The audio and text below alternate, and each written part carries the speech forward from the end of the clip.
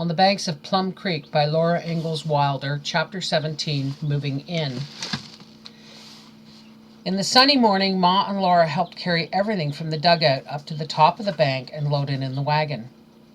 Laura hardly dared look at Pa. They were bursting with the secret surprise for Ma. Ma did not suspect anything.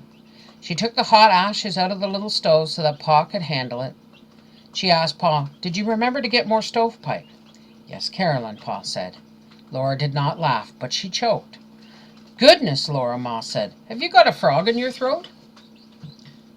David and Sam hauled the wagon away across the ford and back over the prairie up to the new house. Ma and Mary and Laura, with armfuls of things, and Carrie toddling ahead, went over the footbridge and up the grassy path. The sawed lumber house with its bottom shingle roof was all golden on the knoll, and Pa jumped off the wagon and waited to be with Ma when she saw the cook stove. She walked into the house and stopped short. Her mouth opened and shut, and then she said weakly, "My land!" Laura and Mary whooped and danced, and so did Carrie, though she did not know why. "It's yours, Ma! It's your new cook stove!" they shouted. "It's got an oven and 4 lids and a little handle." Mary said, "It's got letters on it and I can read them. P-A-T, Pat." "Oh, Charles, you shouldn't," Ma said. Pa hugged her. "Don't you worry, Caroline," he told her. "I have never worried, Charles," Ma answered. "But building such a house, and glass windows, and buying a stove, it's too much." "Nothing's too much for you," Pa said. "And don't worry about the expense. Just look through that glass at that wheat field." But Laura and Mary pulled her to the cook stove. She lifted the lids as Laura showed her, and she watched while Mary worked the drop. She looked at the oven. "My," she said, "I don't know if I dare try to get dinner on such a big, beautiful stove." But she did get dinner on that wonderful stove, and Mary and Laura set the table in the bright, airy room. The glass windows were open. Air and light came in from every side, and sunshine was streaming in through the doorway and the shining window beside it.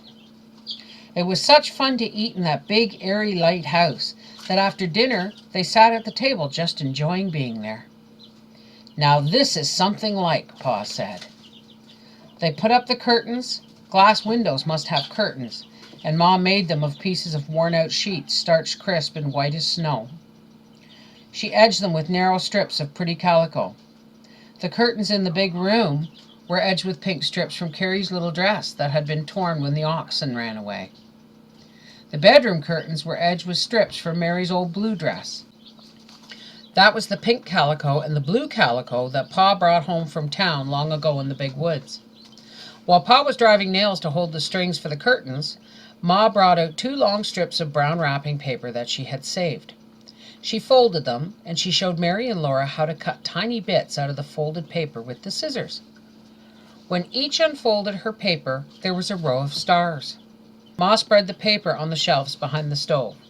The stars hung over the edges of the shelves, and the light shone through them. When the curtains were up, Ma hung 2 snowy clean sheets across a corner of the bedroom. That made a nice place where Pa and Ma could hang their clothes. Up in the attic, Ma put up another sheet that Mary and Laura could hang their clothes behind. The house was beautiful when Ma had finished.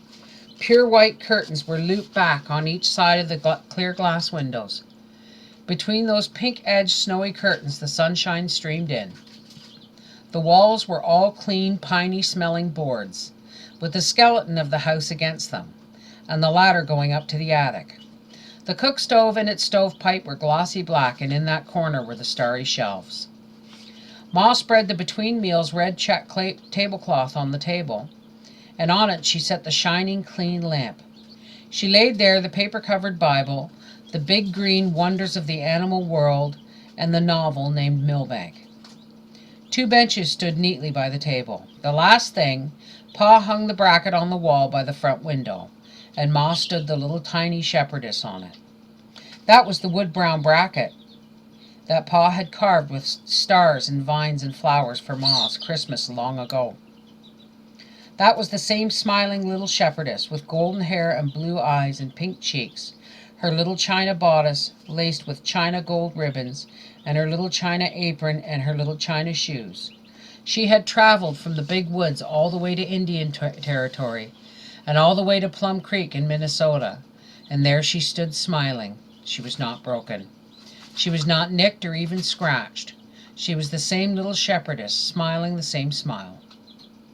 That night, Mary and Laura climbed the ladder and went to bed by themselves in their large, airy, very own attic. They did not have curtains because Ma had no more old sheets, but each had a box to sit on, and each had a box to keep her treasures in. Charlotte and the paper dolls lived in Laura's box, and Mary's quilt blocks and her scrap bag were in Mary's box. Behind the curtain, each had her nail to take her nightgown off and hang her dress on. The single thing wrong with that room was that Jack could not climb the ladder. Laura went to sleep at once. She had been running in and out the new house and up and down the ladder all day long, but she could not stay asleep. The new house was so still. She missed the sound of the creek singing to her in her sleep. The stillness kept waking her up. At last, it was a sound that opened her eyes. She listened. It was the sound of many little feet running about overhead. It seemed to be thousands of little animals scampering on the roof. What could it be? Why, it was raindrops. Laura had not heard the rain pattering on the roof for so long that she had forgotten the sound of it. In the dugout, she could not hear the rain. There was too much earth and grass above her. She was happy while she lay drowsing to sleep again, hearing the pitter-patter of rain on the roof.